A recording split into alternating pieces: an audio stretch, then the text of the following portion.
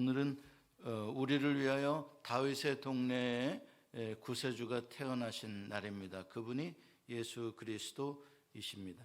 오늘 우리가 교동문에서 읽었듯이 구약과 신약의 모든 말씀들은 그분이 바로 창조주시며 그분이 전능하신 왕이시며 모든 사람에게 평강을 주실 수 있는 샬롬의 왕이시다 이야기를 합니다. 얼마만큼 우리를 사랑하시는가? 나를 위하여 십자가를 대신 지실 만큼 목숨을 걸고 언제까지? 영원히 세상 끝날까지 나를 사랑하시는 왕이십니다. 그러므로 예수님이 모든 문제의 해답이십니다. 그래서 Jesus is the answer라고 써진 걸 여러분들 보신 적 있죠? 예, 맞습니다. 삶이 복잡하고 해답을 얻기가 어렵고 그럴 때마다 언제나 해답은 한 가지입니다. 예수 그리스도. 그분께 가면, 그분께 오면 뭐가 있나? 예, 해답이 나옵니다. 그것은 지난 2000년 동안 많은 셀 수 없는 사람들의 삶의 간증으로 이미 증명되어진 것입니다. 앞으로도 여러분들을 살아가면서 많이 힘들고 괴롭고 어렵고 답이 없어 보일 때는 언제나 예수님께로 가서 그분의 도우심을 구하시길 바랍니다. 그분만이 우리에게 진정한 평안, 쉼, 소망, 기쁨, 행복 이런 것들을 줄 수가 있습니다. 그래서 주님이 이 땅에 오신 것이 우리에게는 놀라운 축복인 거죠. 여러분들 크리스마스를 통해서 그 예수님이 여러분들의 마음속에 태어나시길 바랍니다. 여러분들 마음 안에 그 예수님이 계시기를 바랍니다. 우리가 절기를 보낼 때에 절기란 뭔가 할 때 여러분 생각하셔야 되는 게 한 가지가 있어요. 우리가 무슨 부활절이다, 무슨 추수감사절이다, 성탄절이다 이렇게 절기를 보낸다는 것은 remember의 뜻을 가지고 있는 거예요. 기억하는 거예요. 그 사건의 의미를 과거의 사건으로 끝나는 게 아니라 오늘의 나에게 실존하는 사건으로 그 의미를 받아들이기 위해서 과거에 일어났던 사건을 기억하는 거예요. 생각하는 거예요. 그러니까 크리스마스가 됐다, 성탄절이 됐다 그러면 생각해야 되는 거죠. 뭘 생각해야 되냐? 제가 조금 심플하게 말씀을 드릴게요. 예수님이 어디에 태어나셨나를 생각하세요. 우리는 크리스마스가 되면 예수님이 구유 위에 태어나셨다, 짐승의 먹이통 위에 그 메인저 위에 태어나셨다, 그걸 자꾸 생각해요. 아니요, 그거는 의미를 우리에게 주려고 하는 거지 그것 자체를 그냥 팩트로 끝내버리면 안 돼요.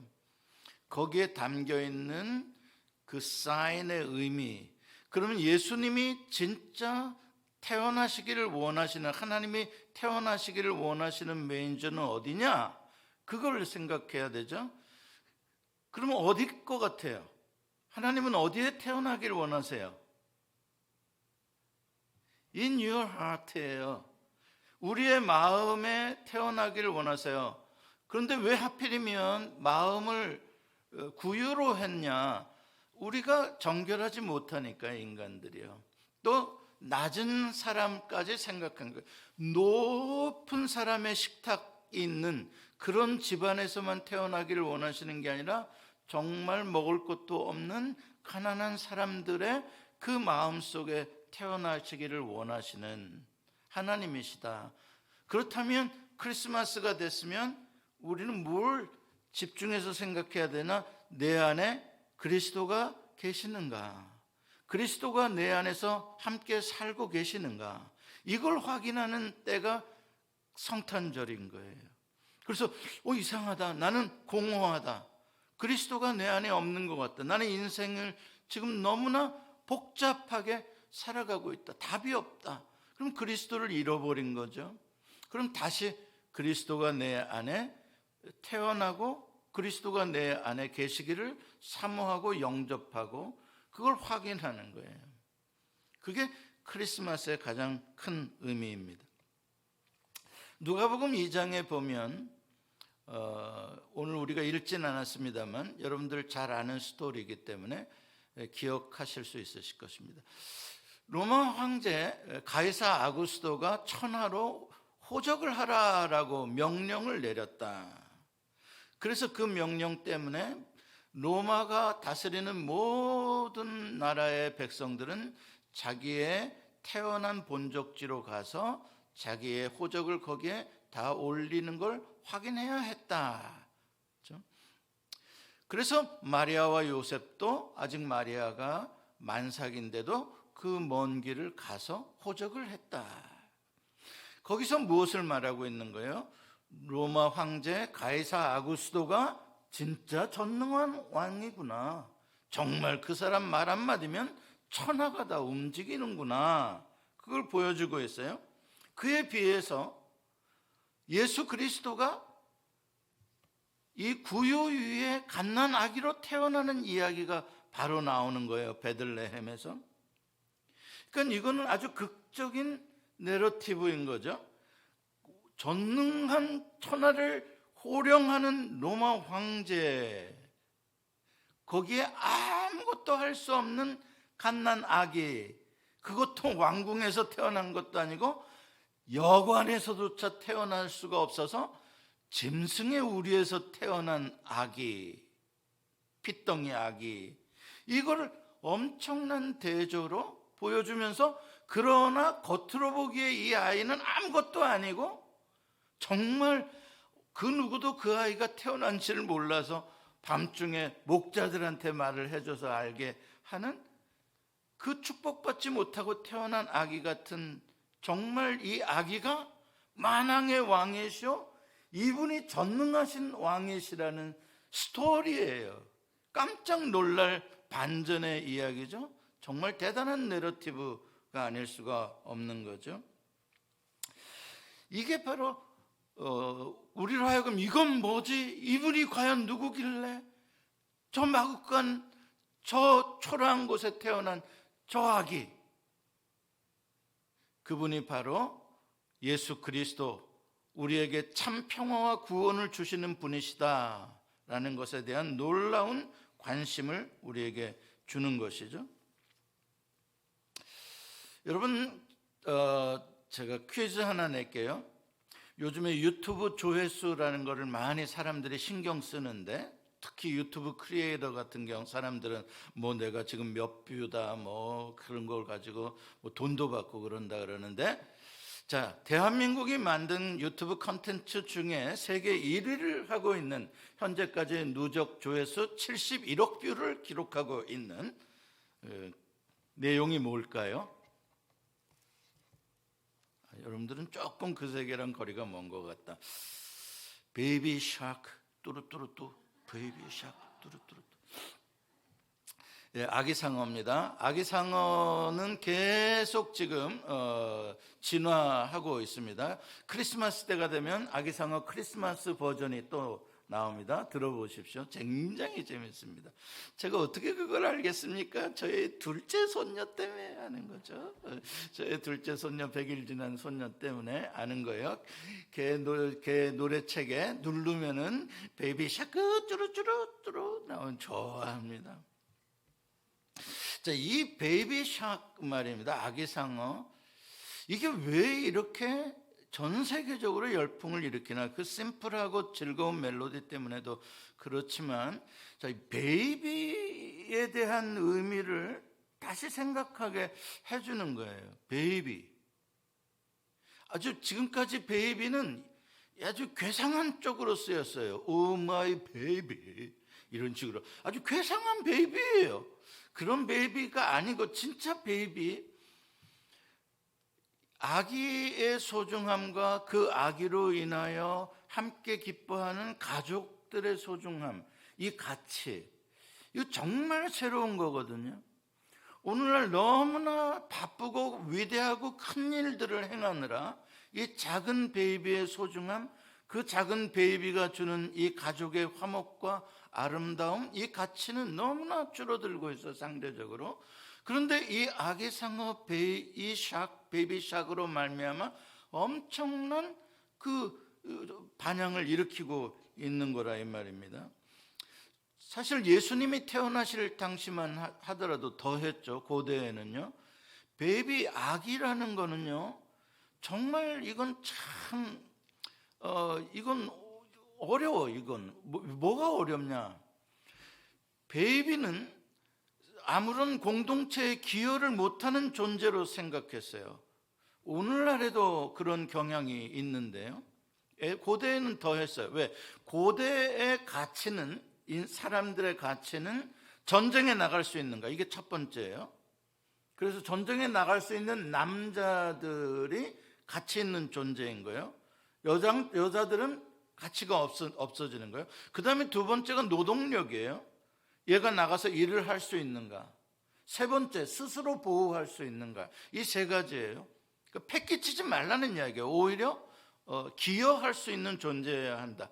이거는 고대에도 그렇고 앞으로 자원이 고갈되어져 가는 미래에 가면 갈수록 이렇게 될 겁니다. 앞으로는 사람이 아이를 낳는 게 아니라 사람을 낳는 인조 자궁에서 인간적으로 그 콜론이라고 그러죠. 예, 클론을 해가지고 복제를 해서 여러분들 아마 미래 그 영화들 보면은 아이들이 공장에서 막 양육되잖아요. 근데 그 아이들이 최고의 지성을 가진, 최고의 육체적인 그런 DNA 건강함을 가진 아이들로 수정이 된 아이들인 거예요. 그러니까 거기서 공장에서 나오는 인간들은 보통 인간들보다 탁월한 그런 지적 능력과 육체적 능력을 가진, 이제 거기까지만 합시다. 이제 그런 사람들이 나올 수 있을 만큼. 왜 그렇게 됐어요? 사람들이 아이 낳는 것에 대한 어려움을 갖는 거예요. 왜? 아이가 주는 기쁨보다 무엇이 더 커졌냐면 아이를 돌봐야 하는 부담감, 코스트 문제예요.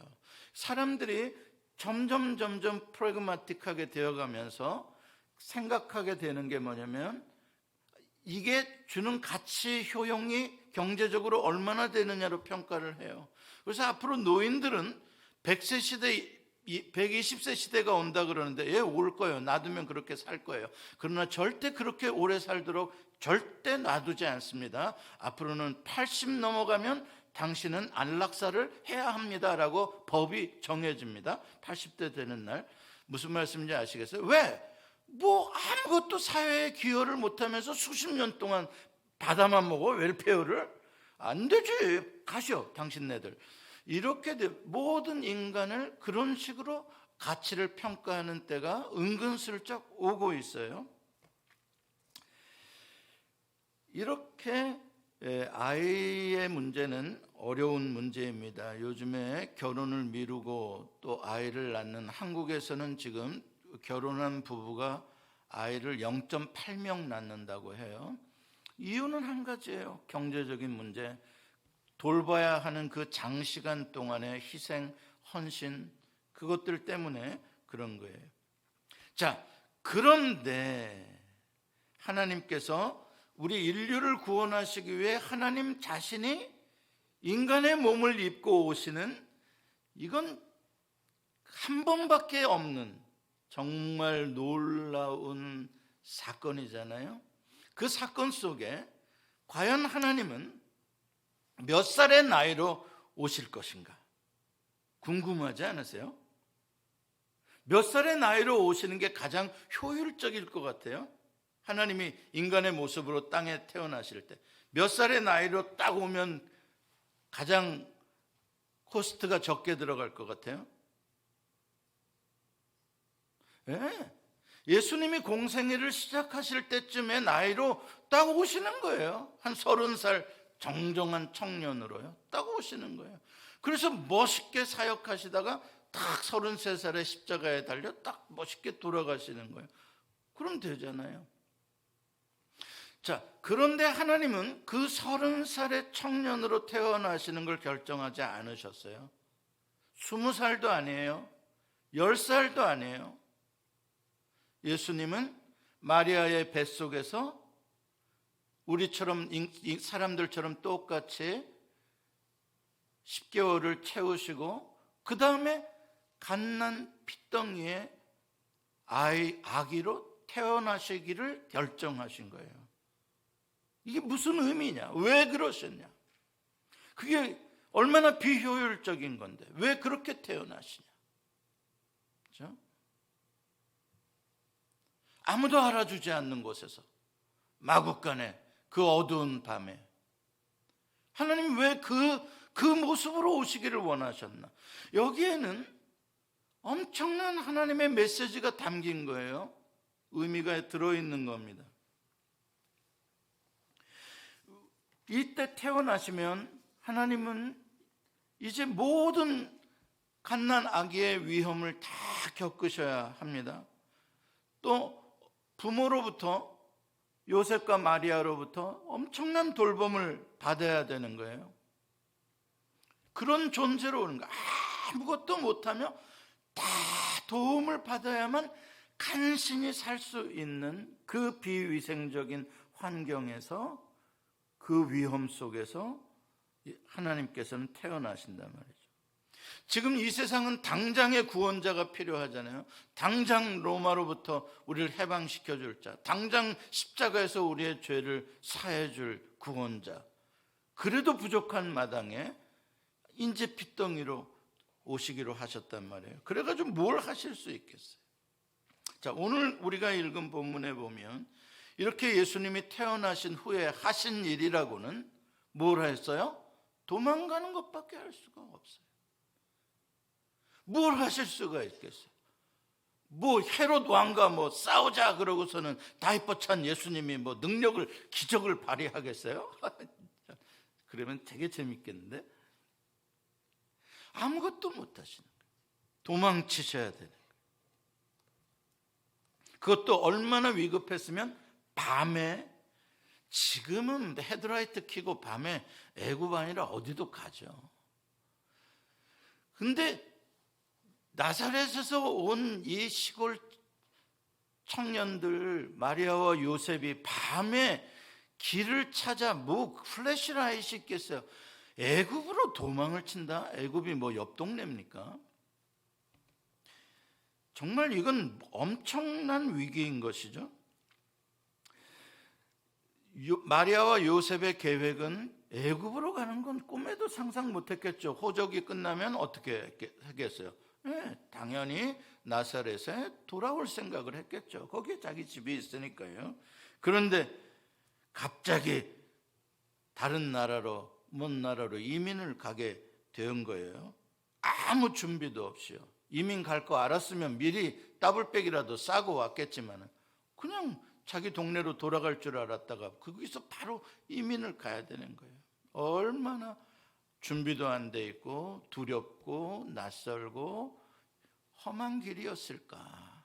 애굽까지 내려가서 또 애굽에 가서 어떻게 누구를 근거로 먹고 살 수 있을까. 그렇죠? 자, 그 사이에 헤롯 왕은 자기가 동방 박사들에게 속았다는 걸 알고 그리고 베들레헴과 그 주변 마을 그 일대에 태어난 2살 이하의 남자아기를 다 죽입니다. 엄청난 이 땅의 왕들의 무서운 폭력, 그 앞에서 어쩔 수 없는 이 연약한 아기들, 굉장히 대조적이잖아요. 힘을 가진 칼을 쥐고 있는 그런 막강한 왕의 권력과 그 권력 앞에 아무런 저항도 해볼 수 없는 가난한 사람들의 그 연약한 2살 이하의 아기들, 대조적으로 말하고 있는 것이죠. 이건 어떤 세상을 말해주고 있는 거예요? 예, 하나님 없는 이 세상의 현 주소의 모습을 보여주고 있는 것입니다. 자, 우리는 예수 그리스도를 메시아를 생각하면 어떤 이미지가 떠오르냐면 예수님 하면 십자가를 지신 구세주로서의 예수님, 십자가에서도 뭐 아프다고 뭐 이렇게 떠시는 게 아니라 저 사람을 용서해 주십시오 탁 하면서 멋지게 다 이루었다. 뭐 너무 멋진 구세주요. 아니면 부활의 영광의 구세주, 승천하시는 구세주, 재림 천사들의 나팔 소리와 함께 왕으로 심판주로 오시는 멋있는 구세주요. 무리를 거르시는 바람아 잠잠하라 말씀하시는 그 능력자 그리스도요. 자연스럽게 그런 모습을 우리는 떠올립니다. 그런 이미지죠. 메시아 예수 그리스도. 자, 그러나 크리스마스 때라는 건 하나님이 우리에게 인간으로서 가장 처음 계시를 한 걸 말하는 거예요. 하나님의 이 땅에 장신을 인간의 모습으로 가장 처음 계시하시는 첫 계시 중요하죠. 아까 제가 말씀드렸잖아요. 첫 계시의 모습에서 이 갓난 아기의 모습에서는 그런 게 전혀 없어요. 갓난 아기예요. 여러분 갓난 아기 보신 적 있으세요? 갓난 아기에서 영광이 막 비치는 아기 본 적 있어요? 난 아직 못 봤어요. 갓난 아기는 쭈글쭈글 빽빽 그냥 갓난 아기일 뿐이에요. 거기 무슨 다 이루었다 하는 그거 아무것도 없고요. 갓난 아기 예수예요. 그게 하나님이 우리에게 보여주신 첫 번째 하나님의 이미지예요. 아무것도 없는 존재, 아무것도 갖지도 않았고 아무것도 할 수도 없는 아기 말입니다. 아무런 영광도 보이지 않고 춥다고 울고 배고프다고 울고 기저귀 갈아달라고 울고 젖을 먹여줘야 되고 일일이 다이퍼를 챙겨서 시간 되면 갈아줘야 하고 춥다고 이불 걷어차면 덮어줘야 하는 그 아기 말입니다. 100% 도움을 받아야 하는 아기. 혹시 감기라도 걸리면 그냥 콧물에 재채기에 숨도 잘 못 쉬어가지고 그 아기, 연약한 아기, 그걸 한두 해예요. 그걸 몇 년 동안 해야 그 존재를 돌봄을 받아야 하는, 외부에서 누군가가 바이러스든 외부의 세력이 공격하면 두려움에 떨면서 헤롯을 피해 도망쳐야만 하는 가장 연약한 존재, 그 존재로 하나님이 오셨다는 거예요. 이게 무슨 뜻이냐? 왜 우리는 이 의미를 자꾸 부인하고 그 중요성을 생각하지 않느냐? 우리는 예수 그리스도 하면 왜 자꾸 십자가를 지시고 부활하신 저 끝에 부분만 생각하냐? 아니면 다시 오실 그 영광의 왕 그쪽만 생각? 왜 처음 시작할 때의 이 계시의 소중함, 그 의미는 우리는 왜 생각하지 않냐? 아기 예수의 모습은 왜 성탄절에만 되어야만 우리는 생각하냐? 그것도 진짜 아기의 의미는 하나도 생각하지 않는 채 우리가 놓치고 있는 매우 중요한 복음의 메시지. 십자가를 지신 예수님의 가치는 모두 다 찬양하지만 아기 예수님이 주는 가치는 생각도 하지 않아요. 여러분, 십자가는 불과 하루 이틀 안에 지고 한두 시간, 몇 시간 안에 끝나는 일이지만 아기 예수님으로 보낸 세월, 그 시간은 적어도 13년, 유대인들 같은 경우 13살에 성인식을 한다고 한다면 그 12살까지는 돌봄을 받아야 하는 나이다. 그 긴 세월 동안 예수님은 돌봄을 받아야 하는 존재로 이 땅에 계셨다는 사실에 대해서는 왜 생각하지 않느냐? 우리는 누군가가 스스로 자기 혼자 잘 생존하고 또 공동체를 위해서 조금이라도 기여할 수 있을 때 그 사람의 존재 가치를 인정을 합니다. 그래서 어떤 사람을 평가할 때 그 사람이 공동체를 위해서 얼마나 필요한 에셋을 가지고 있는가, 공동체를 위해서 얼마나 지식을 가지고 있는가, 얼마나 재력이 있는가, 얼마나 지식이 있는가, 그렇죠? 얼마나 탤런트가 있는가, 공동체를 위해서 어떠한 노동력을 제공할 수 있는가, 이런 것들로 그 사람을 평가하게 되고, 아무것도 없는 사람들, 홈레스요, 병든 자요, 아무것도 없는 사람들, 그 사람들에 대해서는 점점 무가치한 존재로 보고 있습니다. 여러분, 히틀러가 왜 그렇게 많은 600만이나 되는 사람들을, 아니면 집시와 모든 불구자들까지 다 죽였는지 아십니까? 바로 이것 때문에 그런 거예요. 인간 존재의 가치, 이 세상 왕들이 추구하는 거예요. 이 세상이 추구하는 거예요. 무가치한 존재, 공동체에 기여할 수 없는 사람들은 다 제거하라. 그런 DNA를 완전히 인류에서 다 없애버려라. 심지어는 독일 사람들 자체도 자기 자식이 뭔가 선천적인 디펙트가 발견되어서 치료를 받아야 하면 그 아들을 죽여야 했어요. 그게 히틀러의 명령이에요. 이게 바로 히틀러만이 아니라 모든 인간들의 마음속에 자리 잡고 있는 가치고요. 그러나 예수님이 갓난 아기로 오신 것은 이 세상의 그러한 가치관을 완전히 깨뜨리시기 위하여 오신 새로운 왕, 평화의 왕이라는 사실입니다. 예수님은 언제부터 왕이셨습니까? 십자가를 지실 때부터 왕이었다. 아니다. 부활하신 때부터 왕이었다. 언제부터 예수님은 왕이셨습니까? 예? 예수님은 갓난 아기로 태어나실 때부터 왕이셨습니다. 예수님은 언제부터 구원자셨습니까? 공생애를 시작하실 때부터, 요한으로부터 세례를 받을 때부터? 아니요. 예수님은 갓난 아기로 태어나실 때부터 그의 존재 자체가 구원자로 오신 것입니다. 우리는 이것이 이해가 안 됩니다. 억지 소리 같이 들립니다. 왜요? 우리는 무엇인가를 할 수 있을 때에만 그들의 존재 가치를 인정하기 때문입니다.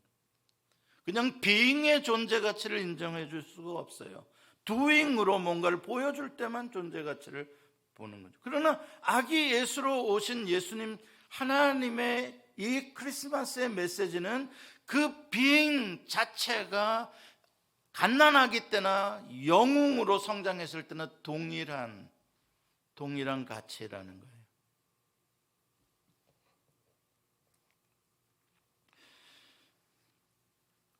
어떤 사람은 이 땅에 태어날 때 선천적인 중증 장애인으로 태어나서 평생 동안 가족과 공동체의 돌봄을 받고 살아야만 하는 사람들이 있습니다.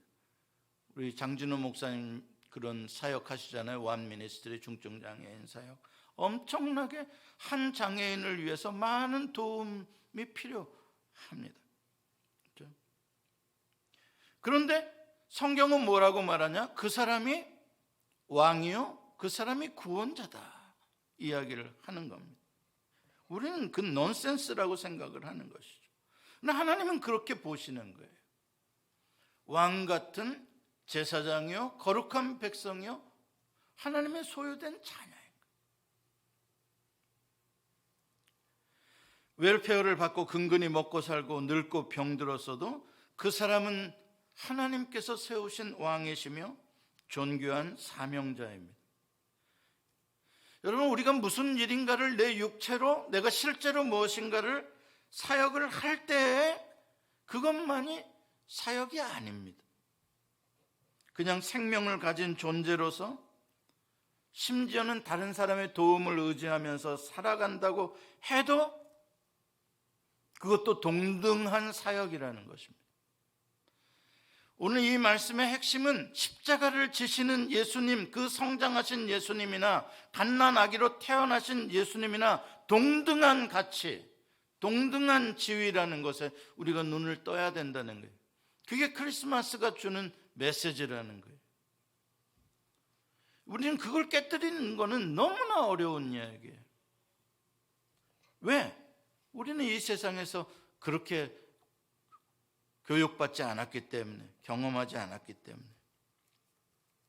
그래서 우리도 아둥바둥 우리가 하려고 하는 게 뭐예요? 나도 뭔가 기여하는 사람이 되고 싶다. 나도 뭔가 인정받는 가치로운 존재가 되고 싶다는 거 아닙니까? 누군가에게 유익한 존재. 너무 그렇게 살다가 실망하게 되는 거예요. 나는 무가치해. 나는 살 필요가 없어. 나는 누구를 도와줄 수도 없어. 나는 오히려 도움을 받아야 돼. 아, 내 신세가 정말 처량하구나. 그거 아니에요.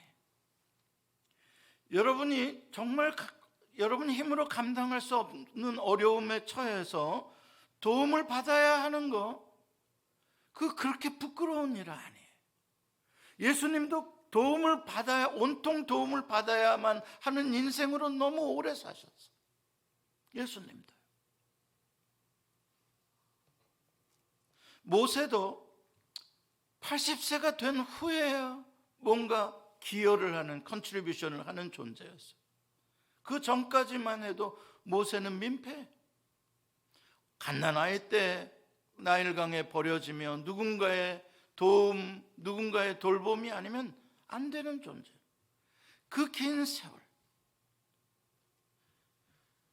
예수님의 어머니 마리아나 모세의 어머니 요게벳이나 전부 다 그 갓난아이 하나 살려보려고 키우고 그거 하는데 인생 다 썼어요. 그게 무슨 무가치하냐고요? 아니요. 그게 무슨 고생이냐고요? 팔자가 사는, 아니요. 아름다운 사역이요. 위대한 사역이요. 성탄절은 아무것도 가진 것 없이 벌거벗은 갓난아기로서의 인간의 생명, 그 존재 자체의 아름답고 위대함을, 나라를 구한 영웅의 위대함이나 아무것도 아닌 이름 없는 갓난아기의 위대함이나 동등한, 하나님이 그렇게 보시는 그런 메시지를 우리에게 주고 있는 거예요. 여러분의 생명, 여러분의 존재, 여러분의 생존을 위해서 어렵게 하루하루 근근히 살아가고 있다. 이것 또한 아름다운 하나님 안에서의 사역이에요. 그건 무시하지 마세요. 나는 주님을 위해서 위대한 사역을 못하고 있다. 부끄럽다. 나도 좀 내 비즈니스도 좀 잘 되고 내 삶이 안정돼서 나도 주님을 위해서 좀 일 좀 하고 싶다. 예, 그것도 좋습니다만 아니요. 당신 그렇게 못하고 지금 오늘 여러분 자신의 어려움을 위해서, 생존을 위해서 살아야 하는 그것 또한 동일한 아름다운 하나님이 보시는 가치 있는 일이라는 거예요. 여러분도 그렇게 생각하시고 이 세상에 그렇게 연약한 사람들도 그렇게 봐주실 수 있는 그러한 성탄절이 되시길 바랍니다. 기도하십시다.